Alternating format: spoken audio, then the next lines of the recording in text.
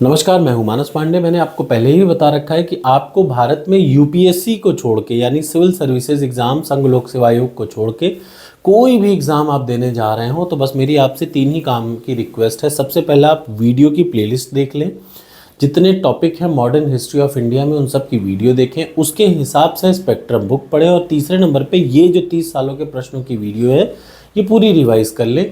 आपको पता चलेगा कि 90% प्रश्न आपके सही ही होंगे। तो चलिए शुरुआत करते हैं वहीं से। आज का टॉपिक स्टार्ट होगा आधुनिक भारत में प्रेस से और शिक्षा का क्या विकास हुआ। आधुनिक भारत में शिक्षा एवं प्रेस का विकास से हम लोग शुरू करते हैं। तो सबसे पहला प्रश्न मैं आपको बता दूं, गोपाल कृष्ण गोखले पहले ऐसे आदमी थे जिन्होंने कहा कि ब्रिटिशर्स से मांग की कि भैया जो प्राथमिक शिक्षा का जो उत्तरदायित्व है ना वो सब आप अपने हाथों में ले लीजिए। किसने? ये गोपाल कृष्ण गोखले जी ने कहा। दूसरा, कलकत्ता में एशियाटिक सोसाइटी ऑफ बंगाल, बहुत इंपॉर्टेंट है, याद रखिए, Asiatic Society of Bengal, William Jones ने इसकी स्थापना की थी। 15 जनवरी 1784 को की थी। कहाँ पे? फोर्ट विलियम में। कहाँ किया था? कोलकाता के फोर्ट विलियम में इसकी स्थापना की थी। इसका उद्देश्य क्या था? प्राच्य अध्ययन को बढ़ावा देना। एशियाटिक सोसाइटी की स्थापना के समय बंगाल का गवर्नर जनरल जो था वो वॉरेन हेस्टिंग था। भारत में प्रारंभिक प्राच्यविद विलियम जोन्स थे, उच्चतम न्यायालय में न्यायाधीश थे। याद रखिए, ये प्रश्न कई बार आ चुका है कि इस विलियम जोन्स जिसने एशियाटिक सोसाइटी ऑफ बंगाल की 1784 में स्थापना की वो क्या थे? तो वो थे उच्चतम न्यायालय में एक न्यायाधीश। याद रखिएगा, ठीक है। इन्होंने 15 जनवरी 1784 को इसकी स्थापना की। फोर्ट विलियम कॉलेज कहाँ पे है? कलकत्ता में है। इससे संबंधित कुछ चीज़ों को देख लीजिए। फोर्ट विलियम कॉलेज की जो स्थापना हुई थी वो 10 जुलाई 1800 में हुई थी। लॉर्ड वेलेस्ली द्वारा कलकत्ता के फोर्ट विलियम कॉम्प्लेक्स में इसका क्या किया गया था? इसकी स्थापना की गई थी। इसका उद्देश्य जो था ब्रिटिश अधिकारियों को भारतीय भाषाओं का ज्ञान देना था। लेकिन 1802 में डायरेक्टरों के आदेश पर यह कॉलेज बंद कर दिया गया और 1806 में इंग्लैंड के हेलीबरी में प्रशिक्षण प्रारंभ किया गया। ठीक, तो ये इंपॉर्टेंट प्रश्न है, आपको ज़रूर याद रखना चाहिए। चलिए अब देख लीजिए, सबसे पहले कॉलेजों में सबसे पहले किसकी स्थापना हुई थी? हिंदू कॉलेज कलकत्ता में 1817 में। बहुत इंपॉर्टेंट, याद रखिए, राजा राम मोहन राय ने 1817 में डेविड हेयर और अलेक्जेंडर के साथ मिलकर कोलकाता में हिंदू कॉलेज की स्थापना की। ये बहुत ज़्यादा इंपॉर्टेंट है क्योंकि ये प्रश्न के अनुसार आप देखेंगे आज के सिनारियो में बहुत सिद्ध बैठता है। तो देखिए, अन्य कॉलेज की स्थापना मतलब मेयो कॉलेज 1875 में। दूसरे नंबर पे फिर मुस्लिम एंग्लो ओरिएंटल कॉलेज 1875 में। दिल्ली कॉलेज 1824 में। बैपिस्ट मिशन कॉलेज 1818 में। ये प्रश्न कभी ये दो कॉलेज का नाम आया है, कभी ये दो आया है। अच्छा, प्रश्न भी आपको याद रखना है। अब आप प्रश्न ऐसा मत सोचिएगा कि आपसे एक लाइन में पूछेगा कि दिल्ली कॉलेज की स्थापना कब हुई, गलत। अब आपसे पूछेगा, कई सारे ऑप्शन देंगे। दिल्ली कॉलेज की स्थापना 1824 में हुई, मेयो कॉलेज की स्थापना 1875 में हुई, हिंदू कॉलेज की स्थापना 1817 में हुई। इनमें से केवल एक सही, एक दो सही या सारे सही, इस टाइप के प्रश्न अब ज़्यादा आएंगे। या इस टाइप के, ये जो देख रहे हैं ना, ये बहुत आएगा। ठीक, तो चलिए इधर देख लीजिए, जोनाथन डंकन किस संस्थाओं से, कौन सा आदमी किस संस्था से संबंधित है, इस चीज़ का आपको उत्तर देना है। तो देख लीजिए, Jonathan Duncan Sanskrit college Banaras से संबंधित है। जोनाथन डंकन किससे संबंधित है? संस्कृत कॉलेज बनारस से संबंधित है। एशियाटिक सोसाइटी ऑफ बंगाल से संबंधित है विलियम जोन्स। ठीक, वॉरेन हेस्टिंग जो संबंधित है वो कलकत्ता मदरसा से संबंधित है। और लॉर्ड विलियम बेंटिक किससे संबंधित हैं? कलकत्ता के मेडिकल कॉलेज से संबंधित हैं। ये बहुत इंपॉर्टेंट है, एक एक चीज़ को ध्यान से देखिएगा। 18वीं शताब्दी के अंत में भारत में अंग्रेजी भाषा शिक्षा व्यवस्था हेतु स्कूलों की श्रृंखला पर विचार करने वाला पहला व्यक्ति कौन था? तो ग्रांट था। 18वीं सदी में, याद रखिएगा, भारत में अंग्रेजी भाषा शिक्षण की व्यवस्था हेतु स्कूलों की श्रृंखला निर्माण पर बात चर्चा की। किसने? ग्रांट ने चर्चा की।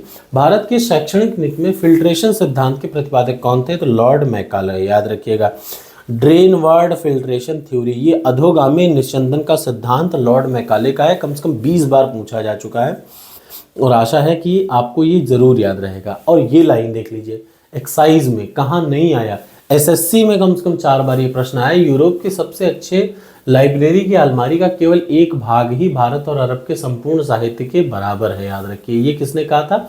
लॉर्ड मैकाले ने कहा था, जो कि गलत है बट कहा था, इसलिए याद रखिए। लॉर्ड शब्द ही गलत होता है, निम्न में से किस बंगाली लेखक ने पहली बार यह सुझाव दिया कि हिंदी को भारत की राष्ट्रीय भाषा के रूप में अपनाया जाए? तो भूदेव मुखर्जी। ये सबसे इंपॉर्टेंट प्रश्न है। ये एक बंगाली लेखक थे और पहली बार इन्होंने सुझाव दिया कि भारत की राष्ट्रीय भाषा हिंदी बनाई जाए। ठीक। अगला, अंग्रेजी माध्यम से शिक्षा लागू होने पर पूरे भारत में किसको मदद मिली? तो अखिल भारतीय राष्ट्रीयता के विकास एवं प्रोत्साहन में। ठीक। भारत में अंग्रेजों ने पहला मदरसा कहाँ स्थापित किया? तो कलकत्ता में 1781 में वॉरेन हेस्टिंग में फारसी और अरबी के अध्ययन के लिए कलकत्ता मदरसा की स्थापना की। अभी मैंने पहले बताया था ना। ठीक। 1791 में डंकन ने बनारस में संस्कृत विद्यालय बनवाया। ये प्रश्न बड़ा इंपॉर्टेंट है और इसका एक्सप्लेनेशन बहुत ज़्यादा, मतलब 1781 में वॉरेन हेस्टिंग ने फारसी और अरबी को अध्ययन के लिए कलकत्ता में मदरसा बनवाया। 1791 में डंकन ने बनारस का संस्कृत महाविद्यालय बनाया। 1800 में बेलेजली द्वारा फोर्ट विलियम कॉलेज और 1802 में बंद कर दिया गया। 1813 में चार्टर एक्ट के द्वारा 1,00,000 रुपये विद्यासागर प्रसार, साहित्य पुनरुत्थान और विज्ञान में आरंभ के लिए दिया गया। 1817 में ही क्या हुआ? मानविकी की शिक्षा के लिए हिंदू कॉलेज की स्थापना हुई। ये सारे प्रश्न बड़े इंपॉर्टेंट हैं। आप सिर्फ एक प्रश्न को देख रहे हैं, मैं इसमें 5 प्रश्नों को देखता हूं और 5 प्रश्नों को मिक्स करके एक प्रश्न ही जरूर बनाया जा सकता है। ठीक। लॉर्ड मैकाले को किस चीज़ के नाम से जाना जाता है? तो लॉर्ड मैकाले जो है वो कानूनों के संग्रह से, याद रखिए, लॉर्ड मैकाले का संबंध कानूनों के संग्रह से है। द इंडियन पेनल कोड की पांडुलिपि किसने तैयार की थी? लॉर्ड मैकाले ने तय की थी। अब सबसे इंपॉर्टेंट, कौन कौन सा आयोग कब आए? ठीक, मैंने इसका एक बहुत जबरदस्त शॉर्टेस्ट ट्रिक बना रखी है। जब आप इसकी प्लेलिस्ट देखेंगे तो आपको अपने आप समझ में आ जाएगा। चार्ल्स वुड डिस्पैच 1854 का है। सैंडलर विश्वविद्यालय आयोग 1917 का है। राधा कृष्णन आयोग 1948 का है। हंटर आयोग 1882 का है। मुदालियर शिक्षा आयोग 1948 का है। डीएसी कोठारी आयोग 1964 का है और राष्ट्रीय शिक्षा नीति 2021 की है। यानी नेशनल, इधर देखिए, ये शिक्षा आयोग अलग अलग वर्षों में बनाए गए और ये सारे आपको याद रखने चाहिए। ठीक, जरा फिर से देख लीजिए। चार्ल्स वुड डिस्पैच 1854 में सबसे पहले एजुकेशन से रिलेटेड यही डिस्पैच आया था। रुड़की तकनीक कॉलेज की स्थापना, ठीक, 1847 में। हंटर आयोग का गठन 1882 में और काशी विद्यापीठ 1920 में। किसने भारतीय विश्वविद्यालय में धार्मिक शिक्षा के प्रसार के लिए प्रबल रूप से पालित की थी? तो मदन मोहन मालवीय चाहते थे कि कोई भी विश्वविद्यालय हो धार्मिक शिक्षा जरूर दी जाए। ठीक, हंटर कमीशन की रिपोर्ट में किसके विकास पर विशेष जोर दिया गया? याद रखिए, ये बहुत बार आ चुका है। हंटर कमीशन की रिपोर्ट में प्राथमिक शिक्षा पर सबसे ज़्यादा बल दिया गया। 1882 में हंटर कमीशन की रिपोर्ट आई थी और यह है हंटर कमीशन की रिपोर्ट। ठीक, प्राथमिक शिक्षा, हंटर कमीशन प्राथमिक शिक्षा। किस व्यापक अधिनियम द्वारा भारतीय प्रेस की स्वतंत्रता सीमित कर दी गई? तो भारतीय प्रेस अधिनियम 1910 के द्वारा लिटन के 1800 अधिनियम के सभी प्रावधान पुनर्जीवित करके भारत की प्रेस की स्वतंत्रता सीमित कर दी गई। अब क्या था? पंजीकरण जमानत का न्यूनतम राशि 500, अधिकतम राशि 2000 कर दी गई। सरकार को जमानत जब्त करने, पंजीकरण रद्द करने का भी अधिकार दिया गया। ठीक, डेक्कन एजुकेशनल सोसाइटी की स्थापना से कौन कौन संबंधित थे? तो बीजी तिलक, बाल गंगाधर तिलक। इसकी स्थापना 1884 में हुई थी। अब देखिए, ये सब प्रश्न आपने कभी नहीं पढ़े होंगे। डेक्कन एजुकेशनल सोसाइटी आपने खूब पढ़ा होगा, एशियाटिक सोसाइटी ऑफ बंगाल और इधर उधर BHU की स्थापना कब हुई, ये कब हुआ, वो कब हुआ, लेकिन ये डेक्कन एजुकेशनल सोसाइटी बहुत कम लोग पढ़ते हैं, इसलिए मैं कह रहा हूँ ध्यान से देखिएगा। कलकत्ता विश्वविद्यालय आयोग जिसकी नियुक्ति 1917 में हुई थी, किस नाम से जाना जाता है? तो सैडलर आयोग। ठीक, कलकत्ता विश्वविद्यालय आयोग का अलग नाम है क्या? सैडलर आयोग 1917 का है। अब अगला आ जाइए। भारत में प्रथम भारतीय महिला विश्वविद्यालय, बहुत इंपॉर्टेंट, पहला भारतीय महिला विश्वविद्यालय की स्थापना किसने की थी? DK कर्वे में 1916 में पुणे में पहला महिला विश्वविद्यालय की स्थापना की। किसने? कर्वे ने।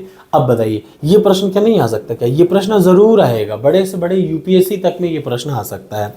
किसे JED बेनूत गहरे रूप से जुड़े हुए थे? तो स्त्री शिक्षा थे। बेनूत जो है वो स्त्री शिक्षा से जुड़े हुए थे। बेनूत स्त्री शिक्षा, दिमाग में रखिएगा।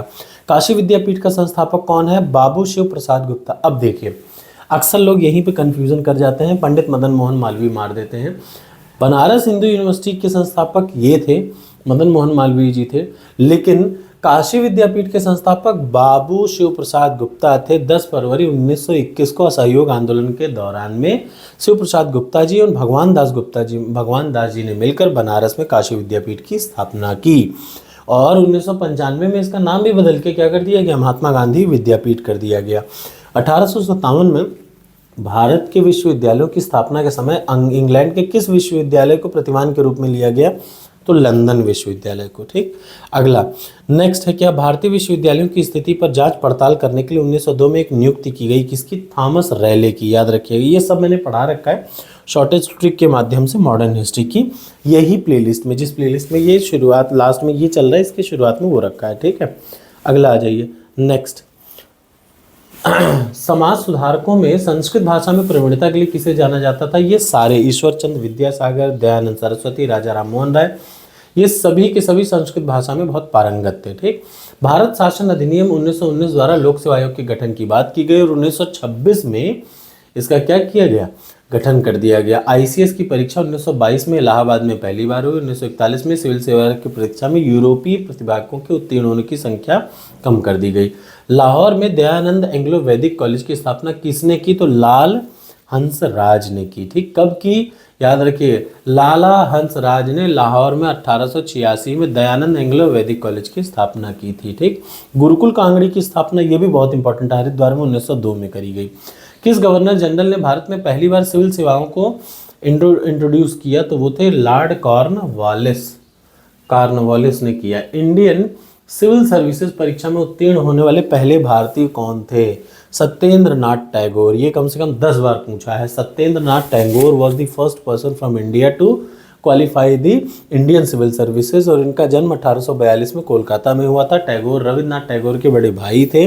सिविल सेवा 1864 में नियुक्त हुए। केंद्रीय हिंदू विश्वविद्यालय की स्थापना किसने की, 1898 में केंद्रीय हिंदू विद्यालय की स्थापना एनी बेसेंट ने की थी। यहाँ पे भी लोग कंफ्यूज कर जाते हैं, मदन मोहन मालवीय मार देते हैं, गलत। सेंट्रल हिंदू कॉलेज यानी केंद्रीय हिंदू विद्यालय है, केंद्रीय हिंदू विद्यालय की स्थापना एनी बेसेंट ने की 1898 में। निम्न विश्वविद्यालय जिसकी स्थापना 1916 में हुई, तो वो सभी को पता है, बनारस हिंदू यूनिवर्सिटी की स्थापना 1916 में मदन मोहन मालवीय जी द्वारा की गई। कलकत्ता विश्वविद्यालय 1857 में, मद्रास एवं बम्बई विश्वविद्यालय के साथ ब्रिटिश सरकार द्वारा शुरू किया। इन तीनों विश्वविद्यालयों की स्थापना चार्ल्स वुड डिस्पैच 1854 के सिफारिशों के आधार पर। देखिए, इलाहाबाद विश्वविद्यालय 1887 का है, अलीगढ़ विश्वविद्यालय 1920 का है। अक्सर आता है किसमें, अलीगढ़ में, और मदन मोहन मालवीय जी के बीएचयू में कौन पहले बना, तो बीएचयू पहले बना, बाद में कौन बना, अलीगढ़ विश्वविद्यालय। लेकिन इससे भी बहुत पहले बना था इलाहाबाद विश्वविद्यालय 1887 में। ठीक, सेंसरशिप ऑफ प्रेस एक्ट 1799 में वेलेजली के शासनकाल में आया था। याद रखिएगा, प्रेस पर रोक किसने, वेलेजली ने लगाई थी। ठीक, द लाइसेंसिंग रेगुलेशन एक्ट 1823 में कार्यवाहक गवर्नर जनरल एडम्स द्वारा जारी किया गया था। ठीक है, अब अगला आ जाइए नेक्स्ट। देसी भाषा प्रेस अधिनियम किस वर्ष पारित किया गया, तो 1878 में। ठीक, देसी भाषा प्रेस अधिनियम लिटन के कार्यकाल में, ये 2 बार आ चुका है। ठीक, ये देख लीजिए, और 2 बार क्या, 5 बार ये डायरेक्ट ऐसे ही पूछा गया। लिटन ने 1878। अच्छा, मॉडर्न हिस्ट्री में यही सारे प्रश्न हैं। अब 2 प्रश्नों को एक कर दे या अलग अलग प्रश्न देते, कोई भरोसा नहीं। वर्नाकुलर प्रेस अधिनियम 1878 के लिए विपरीत और असंगत शब्द का प्रयोग किसने किया था, तो पेरी ने किया था। सेक्शन सी, इसका सी पार्ट सही है। वर्नाकुलर प्रेस एक्ट द्वारा भारतीय भाषा के समाचार पत्रों को प्रतिबंधित कर दिया गया।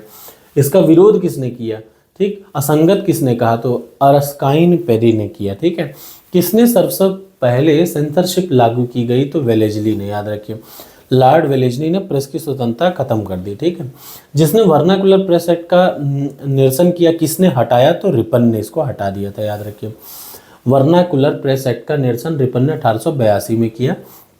ठीक, अगला निम्न में से कौन भारतीय प्रेस की स्वतंत्रता के समर्थक थे, तो लॉर्ड हेस्टिंग थे भारतीय स्वतंत्रता के समर्थक। ब्रिटिश शासन में 1935 तक 4 समाचार एजेंसियां थी। Writer 1860, associate press of India 1905, free press news service 1927 और यूनाइटेड प्रेस ऑफ इंडिया 1934। ठीक, एक ये भी देख लीजिए, किसको छोड़कर सभी 19वीं शताब्दी के महान पत्रकार थे, तो दुर्गादास को छोड़कर बाकी सभी पत्रकार महान ही थे। ठीक, उत्तंड मार्तंड हिंदी का पहला समाचार पत्र है, बहुत ज़रूरी और आपको याद करने वाला। 1826 में 30 मई को पब्लिश होने वाला पहला उदंत उदंत यानी the rising sun, Udant Martand Hindi का पहला समाचार पत्र है, याद रखिएगा। हर मंगलवार को निकलता था, ये भी आ चुका है एग्जाम में। और इसके संपादक कौन थे? जुगल किशोर थे। उदत्त मार्तंड मतलब द राइजिंग सन। ठीक, अब दोनों में से कोई भी आ सकता है। अगला आ जाइए, 1885 से पहले राजनीतिक संस्थाएं कौन कौन सी थी? तो 1875 में इंडिया लीग की स्थापना किसने की? शिशिर कुमार घोष ने इंडिया लीग की स्थापना 1875 में की, याद रखिएगा। दक्कन सभा के संस्थापक कौन थे? तो एमजी रानडे थे। ठीक, निम्न में से कौन भारत की पहली राजनीतिक संस्था थी? तो वो लैंड होल्डर्स सोसाइटी। ये भी प्रश्न बहुत बार आ चुका है।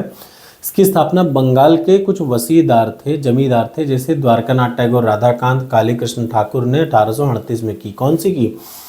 Land holders society. कब की गई? 1838 में। ठीक है, अगला प्रश्न, इंडियन एसोसिएशन का संस्थापक कौन था? एनएस बनर्जी।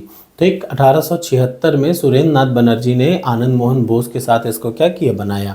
सुरेंद्र नाथ बोस द्वारा उस संगठन का नाम बताइए जो 1886 में इंडियन नेशनल कांग्रेस में विलय हो गया। तो याद रखिए, इंडियन नेशनल कॉन्फ्रेंस जो है वो इंडियन नेशनल कांग्रेस में विलय हो गया। ठीक है, अब अगला, कौन भारतीय संघ तथा राष्ट्रीय सम्मेलन दोनों की स्थापना की? तो सुरेंद्र नाथ बनर्जी, याद रखिएगा। 1876 में बंगाल के राष्ट्रवादियों ने सुरेंद्र नाथ बनर्जी, आनंद मोहन बोस के नेतृत्व में इंडियन एसोसिएशन बनाया। 1883 में इंडियन एसोसिएशन ने अखिल भारतीय राष्ट्रीय सम्मेलन का आयोजन किया और 85 में दूसरा सम्मेलन हुआ। यही कारण था कि अखिल भारतीय राष्ट्रीय सम्मेलन से जुड़े लोग सत्यनाथ बनर्जी कांग्रेस की स्थापना में शामिल ना हो सके। ये प्रश्न आ चुका है, याद रखिए। सुरेंद्र नाथ बनर्जी कांग्रेस की स्थापना में शामिल नहीं हो पाए थे। कौन 1885 में बम्बई प्रेसिडेंसी एसोसिएशन के संस्थापकों में से एक थे? तो फिरोज शाह मेहता। ठीक है, ये देख लीजिए। आनंद चार्लू मद्रास महाजन सभा के संस्थापक थे। सुरेंद्र नाथ बनर्जी इंडियन एसोसिएशन के संस्थापक थे। ठीक है, अगला, कौन सर सैयद अहमद खां के साथ यूनाइटेड इंडियन पेट्रियाटिक एसोसिएशन का संस्थापक था? तो शिव प्रसाद, याद रखिए। सर सैयद अहमद खां, शिव प्रसाद। अब जरा ये देख लीजिए, सुरेंद्र नाथ बनर्जी ने 1876 में इंडियन एसोसिएशन का गठन किया। जस्टिस रानाडे ने 1870 में पूना सार्वजनिक सभा का। बॉम्बे प्रेसिडेंशियल एसोसिएशन क्या है? फिरोज शाह ने किया। और आपको एक और बात बता दूं, इसकी भी एक शॉर्टेस्ट ट्रिक है, किसने कौन सा गठन किया, कौन पहले आया कौन बाद आया, ये मैंने मॉडर्न हिस्ट्री में पढ़ा रखा है। अब आ जाता है भारतीय राष्ट्रीय कांग्रेस की स्थापना, कार्य प्रणाली और अधिवेशन। एक प्रश्न पहले खूब आता था, जब तक कांग्रेस की सरकार थी तो कांग्रेस के अधिवेशन बहुत आते थे। अब वो सब खत्म कर दिया गया, अब वो कम आता है, बट फिर भी आपको तैयार रहना चाहिए। 1885 में भारतीय राष्ट्रीय कांग्रेस के अध्यक्ष कौन थे? तो डब्ल्यूसी बनर्जी, याद रखिएगा। पहले अध्यक्ष थे डब्ल्यूसी बनर्जी। 1885 में मुंबई में इसकी स्थापना की गई थी। जन गण मन पहली बार कब गाया गया? तो 27 दिसंबर 1911। ऐसा नहीं सिर्फ 1911, अगर आप सिविल सर्विसेज या किसी भी एग्जाम की तैयारी कर रहे हैं तो ये भर मत याद रखिए, ये भी याद रखिए। जनगण मन पहली बार 27 दिसंबर 1911 को राष्ट्रीय कांग्रेस के कलकत्ता अधिवेशन में गाया गया था। ये बंगाली में रविन्द्रनाथ टैगोर ने लिखा है। संविधान सभा ने जनगण मन को भारत के राष्ट्रगान के रूप में कब अपनाया? 24 जनवरी 1950 को, और इसको पूरा करने में लगता है 52 सेकंड। भारतीय राष्ट्रीय कांग्रेस की पहली महिला अध्यक्ष कौन थी? सरोजनी नायडू थी। 40वां अधिवेशन 1925 में कानपुर में हुआ 1925 में, उसमें सरोजनी नायडू उसकी अध्यक्ष थी। ठीक, 32वां ये कौन सा है? 40वां। और इधर देख लीजिए, भारतीय महिला, याद रखिएगा, पहली भारतीय महिला। अगर सिर्फ महिला पूछे तो यहाँ बदल जाएगा। 32वां अधिवेशन 1917 में कलकत्ता में हुआ, जिसकी अध्यक्षा एनी बेसेंट थी, यानी पहली महिला एनी बेसेंट थी कलकत्ता अधिवेशन में 1917 में। लेकिन पहली भारतीय महिला 40वां अधिवेशन कहाँ हुआ? कानपुर में, उसमें सरोजनी नायडू थी। इंडियन नेशनल कांग्रेस किसके द्वारा स्थापित की गई? तो एओ ह्यूम के द्वारा। ठीक, भारतीय राष्ट्रीय कांग्रेस के प्रति ब्रिटिश सरकार का रुख कांग्रेस के किस अधिवेशन से सख्त होने लगा था? तो 1888 के चौथा अधिवेशन में इलाहाबाद में क्या हुआ? डफरिन ने कांग्रेस को बहुत गरियाया। ठीक, भारतीय राष्ट्रीय कांग्रेस का पहला यूरोपियन अध्यक्ष था तो जॉर्ज यूल, याद रखिएगा। इलाहाबाद के राष्ट्रीय अधिवेशन में जॉर्ज यूले को अध्यक्ष बनाया गया, ये पहला यूरोपीय अध्यक्ष था। ठीक, भारतीय राष्ट्रीय कांग्रेस का सबसे पहला मुस्लिम अध्यक्ष कौन था? तो बदरुद्दीन तैयब जी। 1887 में चेन्नई में शुरुआत में बकमई, ये 4 मैंने शॉर्टेस्ट ट्रिक बताई है। उसमें सूक्ष्मदर्शी अल्पसंख्यक जनता का प्रतिनिधित्व बताते हुए कौन मजाक उड़ाया था? तो डफरिन ने इसका मजाक भी बनाया था। ठीक, और भारतीय राष्ट्रीय कांग्रेस के अधिवेशन में वंदे मातरम का सबसे पहले कब 1896 में भारतीय राष्ट्रीय कांग्रेस को कलकत्ता अधिवेशन में आयोजित हुआ। ठीक, रहीमतुल्लाह सयानी जी ने इसकी अध्यक्षता की। इसी में बंकिम चंद्र चटर्जी जी ने क्या किया, वंदे मातरम गाना गाया। ये बहुत ज़रूरी है, इसलिए इसका आप याद रखिएगा। स्वराज हमारा जन्मसिद्ध अधिकार है, ये 1916 में लखनऊ अधिवेशन में किसने कहा, बाल गंगाधर तिलक ने कहा। अब जरा से देख लीजिए, ये बड़ा ज़रूरी है। 1885 में कांग्रेस का जो अधिवेशन था वो मुंबई में हुआ, WC बनर्जी उसके अध्यक्ष थे। 85 के बाद 86 बकमई बकनई, ये याद रखिएगा, शॉर्टेस्ट ट्रिक है क्या, बकमई बकनई, बम्बई कलकत्ता मद्रास इलाहाबाद, बम्बई कलकत्ता नागपुर इलाहाबाद, ये 4 पूरा सेट है, याद रखिएगा, ये आपको बहुत ज़रूरी होने चाहिए। ठीक, इनके नाम याद रखिएगा, कौन कौन कैसे कैसे हुए, एक सीक्वेंस में हर साल होते थे तो आपको याद रहेगा, कोई ऐसा नहीं है, बस बकमई बकनई याद रखिएगा। ठीक, अब देख लीजिए 1927 में जो अधिवेशन हुआ कांग्रेस का, उसके अध्यक्ष कौन थे, मद्रास में हुआ तो अंसारी जी थे।